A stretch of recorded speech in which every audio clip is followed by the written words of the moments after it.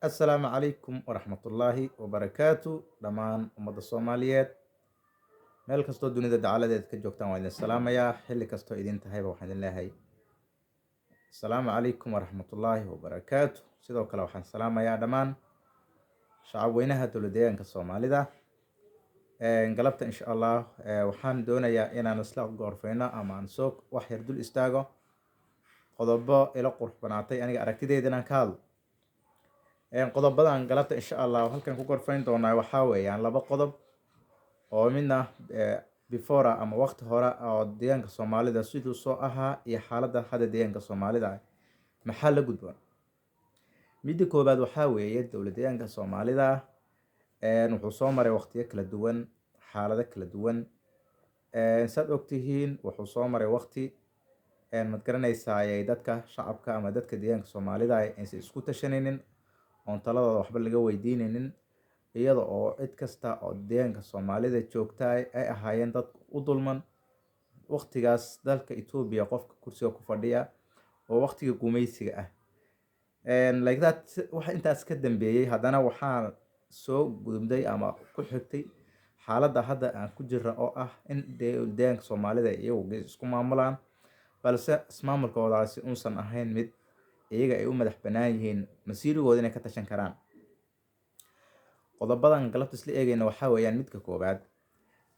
deegaanka Soomaalida waxaad dareemayna waxaad ogtihiin in xaaladda Itoobiya ay meel xasaasiya marayso, in waqti aad iyo aad u liita, waqti aad iyo aad ay u taag daran tahay, waqti aad iyo aad ma garanaysaa Itoobiya ay uga xun tahay in hadda lagu jiro. Haddaba waxaan isla eegaynaa, waxaan ognahay deegaanka Soomaalida inuu ahaa dad haddana uu yahay dad ku dulman ama dad ku hoos nool ama dad ma garanaysaa xuquuqdoodii iyo wax kasta oo ay xuquuq u lahaayeen dad u dulman inay dadka Itoobiyaanka dadka Itoobiya ku nool ay ahaayeen. Dadka deegaanka Soomaalida Itoobiyada kale waxay ka aaminsan tahay dhulkan deegaanka Soomaalida ama dhulkeena waxaa la aaminsan yahay inuu yahay dhul Itoobiya ay leedahay. Sidoo kale dadka deegaanka Soomaalida ama dadka Soomaalida degan ay yihiin dad ma garanaysaa soo galooti ku nool oo ku nool dal Itoobiya dal Itoobiyaan dad Soomaaliya ku nool inay yihiin. Waxaan ognahay waqtiyadii u dambeysay in dadka Soomaalida ee deegaankaas ama dad kasta oo af Soomaali ku hadla oo ama Hargeysa ka tago ama Jabuuti ka tago ama Muqdisho ka tago ama Gaarisa ka tage deegaanka Soomaalida ku dhex nool ama Addis Ababa tagaba in loo waxyeeleynayay ama lagu dhibayay ama ma garanaysaa lagu caqabad ay ku hayd in uu qof Soomaaliya yahay. Waxaa lagala dagaalamay waxyaabo aad u badan oo aan hadda soo koobi karin. 3 sano u dambeysay ama 2018 wixii ka horeysay ilaa 77 kasoo bilow dadka deegaanka Soomaalida waxaa ahayd dad la guumaysto, dad ma garanaysaa xaalad aad u dulman ku nool bay ahaayeen. Waxaa lagala dagaalamay dadku inay dad Soomaaliya yihiin. Wax kasta oo astaan Soomaalinimo tus cadeynaya ayaa lagala dagaalamay oo ugu horeyso xidigta buluuga ama calankaas buluuga oo gadaasheeda ka muuqda in dadka Soomaalida aysan isticmaalin oo xataa calankoodii la bedelay sad ogeydeen wixii 3 sano hadda u dambeysay ka horeeyay. Haddaba saan ognahay haddii Itoobiya ma garanaysaa ay tahay naari meel qabow ma laha hadduu Axmaar xukumo iyo hadduu Oran xukumo iyo hadduu xukumo ma garanaysaa xabashiba aan nahay dad la faquuqo, dad ma garanaysaa xuquuqdoodii ay ka maqan tahay aan nahay.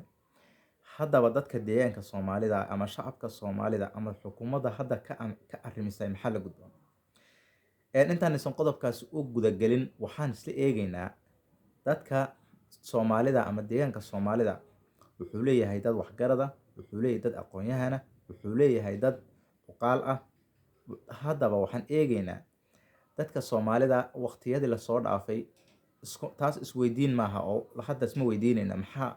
jawi noocee lagu soo noolaa ama jawi noocee ayaa xaaladda Itoobiya aan kula soo noolayn maaha mid hadda isweydiinteeda aan isweydiinayno. Waxaa weeyaan taasi waxay caqabada kala duwan soo mareen iyadoo ay ururo ma garanaysaa gobonimo doona ay deegaankeena soo mareen ay oon alif ka mid tahay. Haddaba oon alif waxaa la dhihi karaa waqtiga ay hadda xaaladdu hadda ay Itoobiya ay isbedeshay waqtiyo badan oo oon alif hubeysneed ay uga habboonayd baan dhihi karaa runtii marka la dhaho iyadoo oon alif hubeysan tahay oo maanta fursad oo ahaan lahayd ama waxa ay u haminayeen ay soddonka sano u dagaalamayeen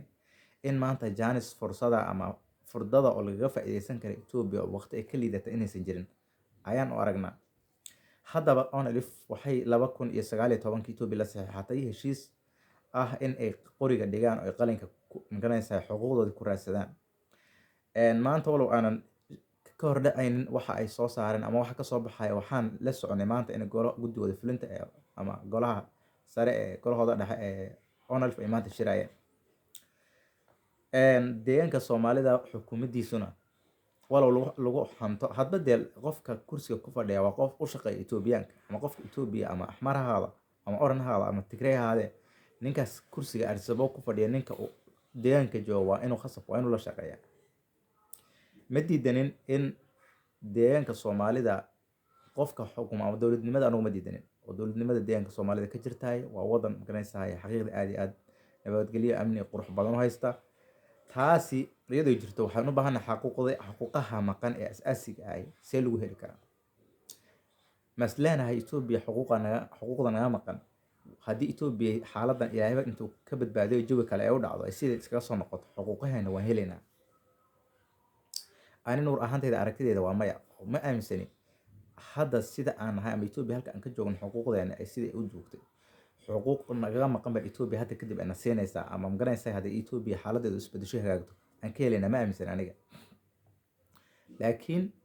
waxay ila tahay ama su-aasha isweydiinta mudan ay tahay Ethiopia maxaa hadda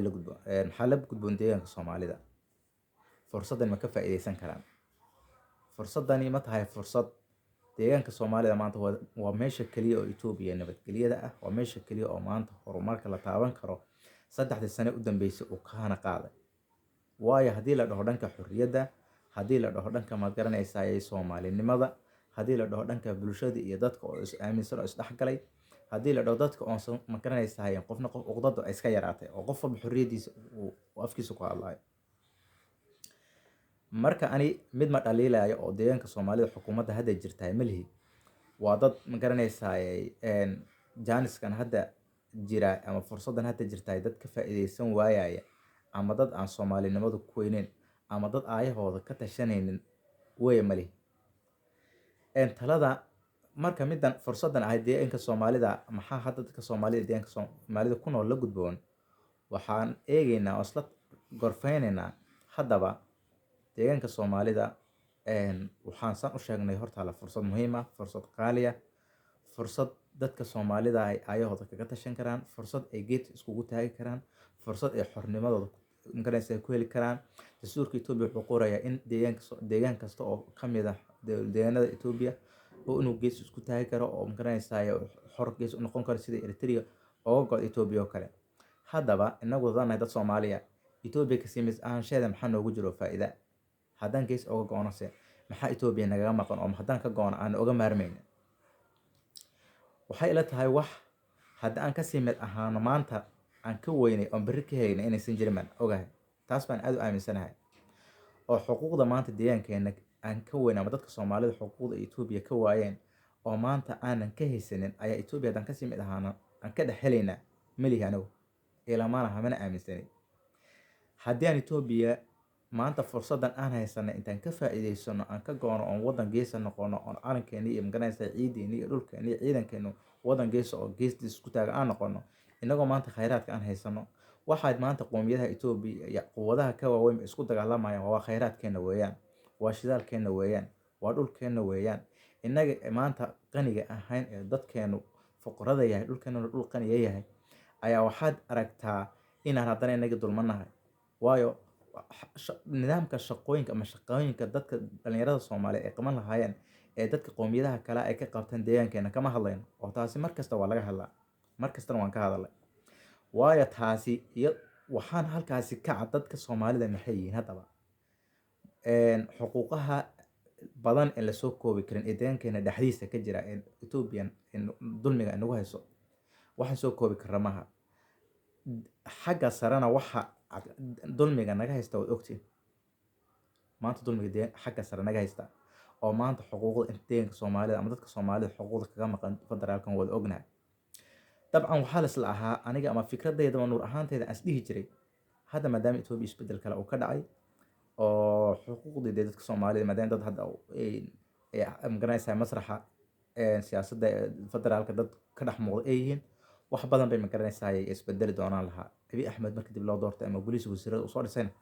aad baan uga niyad jabay runtii marka horeba anigona nuur ahaanteed weligeyba Ethiopia aan jeclayn oo Ethiopia weligey fikradeeda aan kasoo horjeedi jiray oo qof Ethiopia ama Ethiopiana nacaybka igu jiray magaranaysaa aan lasoo koobi karin waxaan Ethiopia ku nacayna wax kale maaha waxaan ku nacay xuquuqdeena ay duugsisay waxaan ku nacay dulmiga ay nagu hayso waxaan ku nacay guumeysiga ay nagu hayso waxaan ku nacay maskaxda ay naga guumeysanayso waxaan ku nacay dadkeena Soomaaliyeed dhallinyaradeena xaqooda iyo xuquuqdooda iyo magaranaysaa ay kaga dhex maqan maxaa yeelay deegaankeena Soomaalida meeqa fursadood ayaa maanta ka bannaan meeqa fursadood ay dad kale oo qowmiyada kala haystaan ma nin baa maanta haddii magaranaysaa ay isgaarsiin noqoto iyo hadday koronto noqoto iyo hadday biyo noqoto iyo hadday bangi noqoto dadka Soomaali meeqa fursadood oo dadkan dhallinyaradana Soomaaliya ay ka faa'iideysan lahaayeen ayaa maanta deegaankeena ay dadka qowmiyada kala haystaan yaa meeqa haystaan maanta Addis Ababa ama Oromo ama Tigray ama Anfar ama magaranaysaa ama qowmiyadaha kale dhalinyaro Soomaali ama dad Soomaaliyeed oo maanta Oromo dhexdeeda intay ka shaqeeyaan ma la helayaa nin dhalinyaro Soomaaliyeed oo ka shaqeysa dhalinyarada Soomaaliyeed ayagoo ka xamaalanaya ama sida Ethiopia nooga dhex xamaalato ay danahooda nooga gaadho dhalinyaro haddaan Ethiopia wada nahay weeyaan oo Ethiopianimo jirto oo dadka Soomaalida ay yihiin dad Ethiopian oo xuquuqda Ethiopia u siman aan nahay dhallinyaradeenna ama dadkeena Soomaaliyeed maxay uga shaqaysan lahaayeen qowmiyadaha kale ama deegaanada kale deegaankeena haddana inta inagana loo soo shaqo doonto oo maba diidan haddii dadka Yahuud iska xoogsanayo oo deegaanka ka dhex shaqaysanaya ma diidanina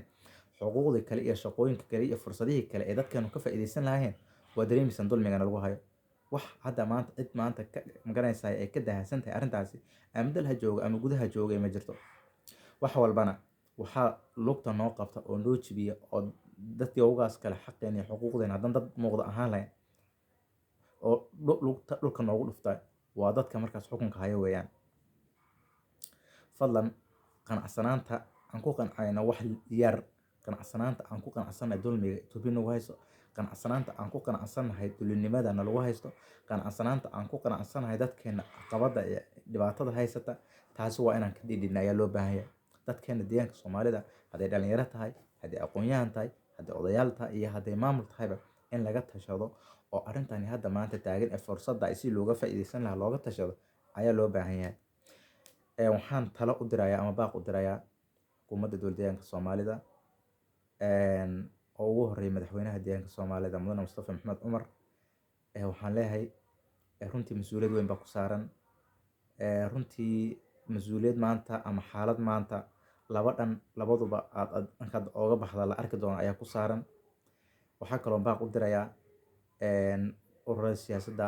nabadgelyada magaranaysaa ugu horeeya ONLF iyo ururada kale oo xisbiyada kale oo mucaaradka ah waxaan idin sheegayaa waa xilliga ay dadkeena iyo dalkeenu ay magaranaysaa ay ka bixi lahaayeen kilkisha Ethiopia weeyaan waa xilliga dadkeenu ay ka bixi lahaayeen gumaysiga Ethiopia weeyaan waa xilliga ay dadkeenu ka bixi lahaayeen dhibaatada iyo dulmiga iyo jaqalka maanta lagu hayo dadkeenu ay ka bixi lahaayeen weeyaan waqti ay ka tabaryarta Ethiopia ama waqti ay ka liidato ama waqti aan maanta aan kaga faa'iideysan karo fursad aan maanta haysano fursad magaranaysaa dib noo soo maraysa maaha waa fursad loo baahan yahay in laga tashado waa fursad loo baahan yahay inuu shacabku magaranaysaa uu ka tashado waa fursad loo baahan yahay in dadka deegaanka xukuumadda deegaanka Soomaalida ay ka fikirto waa fursad loo baahan yahay ururada siyaasadda ama ururada mucaaradka inay ka fikiraan fursadaas in laga faa'iideysto ayaan soo jeedinayaa haddii Ethiopia laga sii mid ahaanayana adiga oo hadalkaadu shaqaynayo adigoo magaranaysaa adigoo maanta wax walba oo dhahda lagaaga dambeynayo inaad qof jira aad noqoto qof jira oo magaranaysaa arrimaha ugu sarsaray Ethiopia qof lagala tashanay adigoo anoon aaminsanaynba taas inay dhici karto marnaba hadduu Axmaar yimaado iyo hadduu Oran yimaado iyo hadduu Tigray yimaado iyo hadduu dad kale yimaado Ethiopian anigoon aaminsanaynba inaan talada Ethiopia wax ku yeelanayno oo talada Ethiopia wax nalaga weydiinayo anoon aaminsanayn haddana haddii inaan kasii mid ahaanayso oo imaanayso inaan kasii mid ahaano ha noqoto dad magaranaysaa hadalkoodu shaqaynayo waxaan kaloo talahaan usoo jeedinayaa anuma diidanay xuquuqda ama xaqa uu qofka muwaadinka ay ku leeyahay dalkiisa ma diidani oo ma diidani inuu qofka Ethiopianka xaqa iyo xuquuqda uu ku leeyahay deegaanka Soomaalida inuu ka dhex qabtay iyo ka dhex qabanin maleey waxaan diidanahay dulmigaan diidanahay waxaan diidanahay magaranaysaa caqabada ama waxaan diidanahay magaranaysaa cadaalad darrada ka jirta ayaan diidanahay. Nidaamka loo maareynayo ama nidaamka loo maamulo waxyaabaha federaalku leeyahay, ama koronto ha ahaato, ama magaranaysaa isgaarsiin ha ahaato, ama bangi ha ahaato, ama magaranaysaa airportada ha ahaato, wax kasto ahaataba qaabka waxa loo maareynayo ayaan diidanahay. Ma xaq kaliya u yeelay ninka magaranaysaa bangiga ku yaala Dolow, iyo bangiga ku yaala Jigjiga, iyo bangiga ku yaala magaranaysaa Wajaale, iyo bangiga ku yaala Wardheer, iyo bangiga ku yaala Jarati, iyo bangiga ku yaala magaranaysaa meesha maxaa sababay inuu qof Xabashiya ama qof Tigreeya ama qof qowmiyada kale uu mas'uuliyadeeda hayo? Maxaa sababay? Anu maana muwaadin u dhashay Itoobiya aan ahayn, maana muwaadin lagu aamini kara magaranaysaa hantida dadka aan ahayn, ma muwaadin lagu aamini kara aan ahayn qof wax bartay maana laga helin, ma dad dhalinyaro wax qabsanaysa laga waayay, ma aniga magaranaysaa in la aamini waayo maxaa keenay? Aniga in la aamini waayo hantida dalka maxaa keenay? Waxaa tahay qof lagu qabansanaya tahay, dalkaada lagu qabansanaya, ciidaada lagu qabansanaya, dhulkaada ayaa lagu qabansanaya, qof la gumaysigu marna gabdhaha horteena lagu dilay mar bay ahayd oo ayna soo martay, mar bay ahayd marka hooyooyinkan horteena lagu kufsanaya wayna soo martay. Waxaas waan ka soo gudubnay. Axmaaradu iyo Itoobiya isku soo duub dhammaanteed, qowmiyad kasta, qof kasta oo aan Soomaali ahayn, adeer haddii Anfar haddii Oromo waxba cidna soo dhawaysanin, waa isku wada fikir, waa isku maskax, waa isku talo, hal meelayna u soo wada jeedaan. Waxa loo dagaalamaya maanta ee la isku dagaalamaya, la isku qabsanayana dhulkeena weeyaan fadlan. Dhulkeena weeyaan, waa ciideena weeyaan, waa shidaalkeena weeyaan, waa dadka dhulkeena dihin weeyaan wax lagu dagaalamaya fadlan. Waxaa loo baahan yahay dadka Soomaalida deegaanka jooga, talada aan siinaya waxay tahay walaalayaal inaad idinka qabiilka iyo qabyaaladda iyo qolqoleysiga iska dhaafsan fadlan. Qolqoleysi waqti la qolqoleysto ma joogo, waqti inaad Soomaalinimo u midoodaan oo ummadeena deegaankeena dadka Xabashidii Oromadii deegaanka kalena dulminaya ee dadkeena uga soo horjeesataan, dhalinyarada aqoon-yahanka ee deegaankeena wax u baratayna inaad aad fadlan qabiilka ka kortaan. Markii wax walba qabiil intii lagu qaybiyay oo ninka maanta intaasoo dhalinyaro wax baratay oo ninka qabiilkiisa u dulman yahay ayaa caqabadii dhibaatada keenaysa. War arrinta qabiilka intaan xagga iskaga dhigno, arrimaha horumarkeena iyo dadkeena iyo dadkeena ummadeena deegaankeena Soomaalida saan u horumarsan lahayn, saan danihiisa danteena hallan uga soo wada jeesan lahayn, saan danteena dadyoga kale waana lagu soo feejigan, inaga isku feejigan fadlan, inaga isku foorara, dadkeena iyaga isku foorara. Deegaanka marka u fiirsato xaaladda ka jirta dadka qabiil nidaam loo qaybiyay oo ayaga isku mashquulsan. Itoobiya inaga nagu soo maqan tahay. Marka xaaladda maanta Itoobiya ka jirta waa xaalad muhiim ah inaan ka faa'iideysano. Laba qaab labadaba waan uga faa'iideysan karnaa. Inaan aayahana ka tashano oon dad xor noqono waan uga faa'iideysan karnaa. In hadalkeenu shaqeeyo oon maanta sanka qabano cid kasta oo Itoobiyaan ah inaga hogaaminana magaranaysaa waan uga faa'iideysan karnaa. Labadaasba maanta cidda looga baahan yahay inay uga faa'iideyso, labada cidda looga baahan yahay inay ka faa'iideysto waa inaga weeyaan, waa dadka Soomaalida weeyaan, waa hadday maamul tahay iyo hadday mucaarad tahay iyo hadday shacab tahayba waa inaga weeyaan. Waxaa loo baahan yahay arrintaas ka faa'iideysano. aad iyo aad baan idin salaamay dhammaantiin oo isku duuban. Waxaan rajeynayaa insha Allah inaan si qurux badan oo nidaam oo farxad leh aan uga faa'iideysan doono waxyaabahaas ama isbedelada Itoobiya ka jira inaysan saameynin baan insha Allah rajeynayaa. Deegaankeena nabadgelyada quruxda badan oo haystana alxamdulillah, ilaahay baa mahad iskale. Dhammaan inta ka qayb qaadatana waan ugu hambalyeynaa, waan ugu mahad celinayaa. Inaad isku duubnaataan oo wadajir ahaataan oo danihiina oo wadajir uga tashataan. Haddaad maamul xukuumad tihiin iyo haddaad shacab tihiin iyo haddaad mucaarad tihiinba, xaaladda Itoobiya maanta jirta inaan si wadajir uga faa'iideysano ayaan insha Allah soo dhaweynayaa. Dhammaantiin oo isku duuban ummadda Soomaaliyeed meel walba iga daawanaysaan, xaqiiqada aad baan idin jecelahay, aad iyo aad baan idin salaamayaa. oo walaalkii Nuur Yuusuf Axmed Nuur Wadani. waxaan idinka codsanayaa fadlan haddaad muuqaalkan ka daawanayso YouTube-ka inaad channelkeena subscribe dhahato, sidoo kale haddaad Facebook page-kana ka daawanayso inaad follow dhahdo nagu soo biirto ayaan aad iyo aad idinka codsanayaa. aad iyo aad baan idin salaamay dhammaantiin isku duuban. waxaan idinka codsanayaa inaan mid ahaano, waxaan idinka codsanayaa inaan qulubteena iyo qalbiyadeena iyo niyaddeena aan midaysano, dhammaantiin inaan dad walaalo isku duuban ahaano, danaheenan aan wadajir u raadsano ayaan aad iyo aad u soo dhaweynaya. aad iyo aad baan idin salaamay. Assalaamu calaykum waraxmatullaahi wabarakaatuh.